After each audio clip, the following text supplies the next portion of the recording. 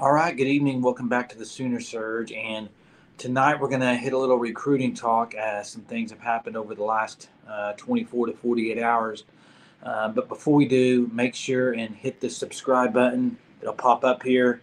Make sure you hit that subscribe as we have a lot of content coming your way. Just going to be ramping it up big time on our YouTube channel. So please hit the subscribe button. That way you're notified every time we send the content out. So appreciate you listening and commenting as always. And so, Brody, we'll get started.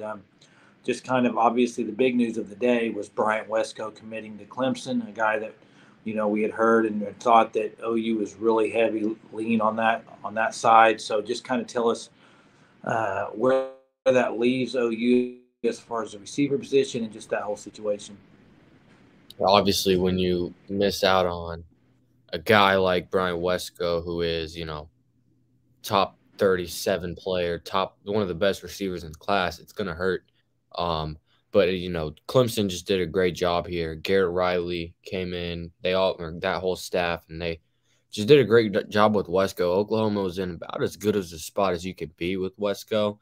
And then, one OV changes things. And I feel like that's something we've talked about a lot on here, how one official visit can change things. Look at Joseph Jonah-Joignet. Same thing's the case there. One official visit can change it. And what I want to tell all Oklahoma Sooner fans is Oklahoma hasn't had a single OV yet. Like, they have not. Their big OV weekends are this weekend and next weekend. So when you look at like Wesco, who goes on a visit to Clemson, and all of a sudden everything changes with him, that same thing can happen in your favor. Like, it's going to happen, it's going to hurt, and then it's also going to happen in your favor. But with Wesco, yeah, it's a bit disappointing, but they've still got their targets in this class that they're going to be pursuing. They already have 2 wide receiver commits. I don't know exactly how many they'll take in this class at wide receiver because the Keon Brown situation makes it a little more interesting because, that is just one less wide receiver in your room. What do you do? Do you take another one, another recruit, or do you do that in the transfer portal this offseason? So there's certainly guys like Zion Raggins, carry on the Texas Tech commit. There's guys that they'll be pursuing. And I know Jason and Jeremy on the Sooner Surge are ones that say committing means nothing, but Clemson has the same exact OV policy as Oklahoma. So unless Brian Wesco messes around and takes an OV, which I doubt would be the case because, again, it's the same exact way that Oklahoma does it, Wesco's going to be all Clemson. And that one, the way that they do it, they run it very similar to Oklahoma. So, yeah, I think the committing definitely means something there. Yeah, and boy, Clemson's pulled in a haul in the last 48 hours with Sammy Brown, another big time get as a commit, and then also another guy today. I can't think of his name. Maybe you would know it. 4-star Terrence Moore. TJ Moore, I'm pretty sure. TJ Moore, yeah. So Clemson's pulling in a haul right here in the last 3 days on these commits. But the thing is, when you're one of the big dogs and, Clemson, it's not like OU's losing these commits to, it's Clemson, Georgia. These are dog fights, and they're going to be dog fights all the way up till signing day on a bunch of these players. So kind of buckle up, I guess, as we move forward. And like you said, you got 2 huge weekends coming up for OU recruiting, right?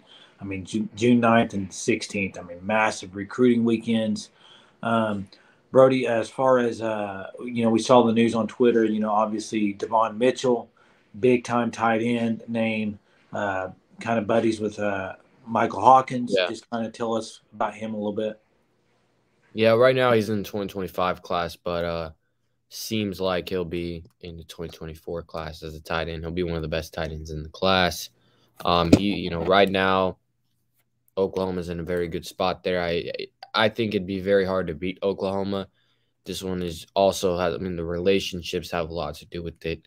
You mentioned he's close to Hawkins, has good relationships with people on the staff, and that's a must get because where your tight end room's at right now, you could certainly use one of the best tight ends out there to come in and, join that room. But with Devon Mitchell, he's going to visit. I believe he'll take a visit to Alabama. an OV, but he's also expected to take an OV to Oklahoma.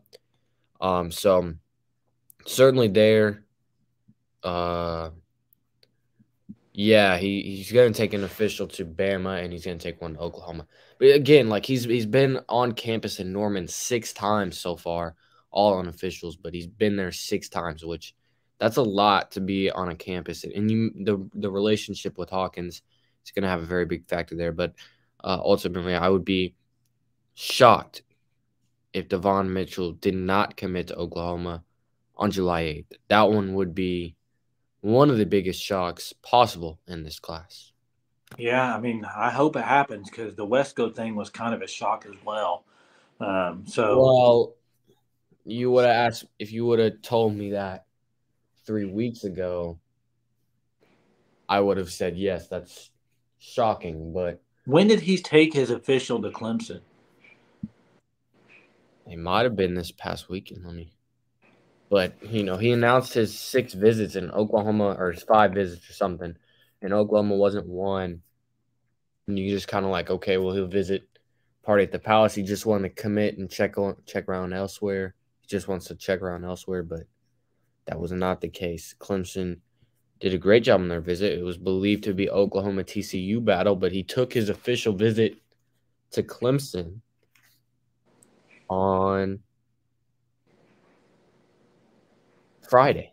So Yeah, he committed right after. he had So, been there one time prior to that. So they did a very good job there. and that's like what you said. What you got to hope for on the 9th and the 16th is that OU gets a lot of kind of momentum, and then they get a few commits out of those 2 weekends. It would be massive. Well, and I'd certainly expect they would get a few commits out of this weekend.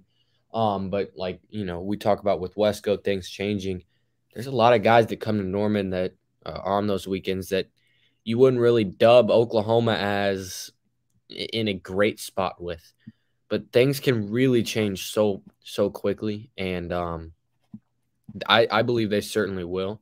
This What do you we what Yeah. about this? I saw on Twitter today Tatum about maybe USC. Is that kind of have you heard anything on Yeah, that? there was a crystal ball from Taylor Tatum to USC. Taylor Tatum will take his OV on the 16th. And my He'll be understanding on that one, he did OV to USC, I believe this past weekend. And the same thing. Oh, visits matter well, about. and when you're USC and you're aware of the relationship that Taylor Tatum has with DeMarco Murray, you'd certainly want to get him to commit already. Like you want him to commit right then on the spot. They're going to try to push for it. They don't want him to visit Norman on the 9th. He visited USC on the 2nd, and he'll visit Oklahoma on some places are saying the 9th, some are saying the 16th.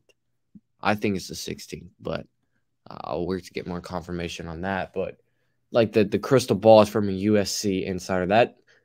Those ones I think I'd look at. I'd take I'd take those with a grain of salt. That's just me. Um, But Taylor Tatum, Oklahoma, still, I mean, again, like we said, things can change on OV. He has a great relationship with DeMarco Murray. He wants to be close to home. And what's closer, USC or Norman? That it's not particularly close. He's a Yeah. two-sport athlete too, so Well, I know Jackson from Surge here. He's really high on Tatum. So, I mean, it would be a good yeah. guess. How are you not high on Tatum? He's the number one running back in the class. No, I know, but I mean, like high as far as like, I know I know maybe it was you and him both said that the relationship with Murray is just it's so good right now that would be a heavy kind of Well, edge for there's you. no reason to believe right now, so far, and things can change, but there's no reason to doubt DeMarco Murray right now. It just seems like he can just go get whoever he Yeah, wants. but at the same time, you could say the same thing about Emmett Jones, how hot he was on. Yeah, Emmett Jones was. I mean, he still is on a hot I streak. know, but what I'm saying is there's still, I mean, nothing. You could be red hot on fire, and a guy just want to change his mind and go somewhere else. Yeah, but It's in the so particular flex. Recruiting is so situation, flex. the particular situation with Tatum, there's no reason to believe that.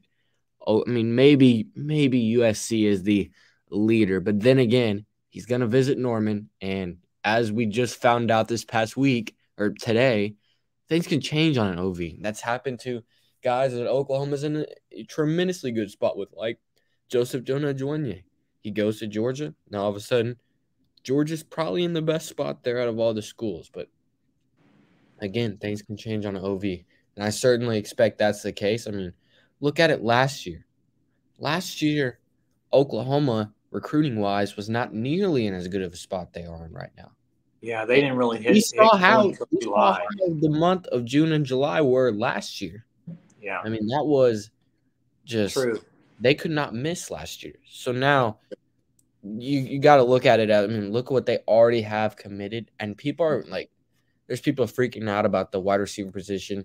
They've got a top 100 receiver already committed, and they're not necessarily in a bad spot with a couple other top targets. I mean, they're just top 50 athlete Terry Bussey, which looking at that one, it's a long shot with Terry Bussey, who will Hey, visit for the champion barbecue. Then again, Wesco to Clemson was a long shot 2 weeks ago. So you just yeah, never know. you never know. You never know. So anything else before we get off here? I just wanted to kind of get you on to hear some thoughts. Yeah, and I know everyone's kind of going to be focused on Wesco today, but I mean, again, it sucks to lose out on a player as good as he is. But yeah, just Clemson just came in, out recruited Oklahoma. It's that simple. Things changed on one OV, and I would look at that the same way. Like that is going to work in Oklahoma's favor, just as it did not work well for them in the past, or this past Yeah. week. But yeah, All right. Well, guys, thanks again for joining us. Thanks for listening. Appreciate the comments as always. Make sure and hit the subscribe button. It should have popped up, so make sure and hit that. And just keep your eye out for some more videos. And thanks for joining. Y'all have a good night. Boomer.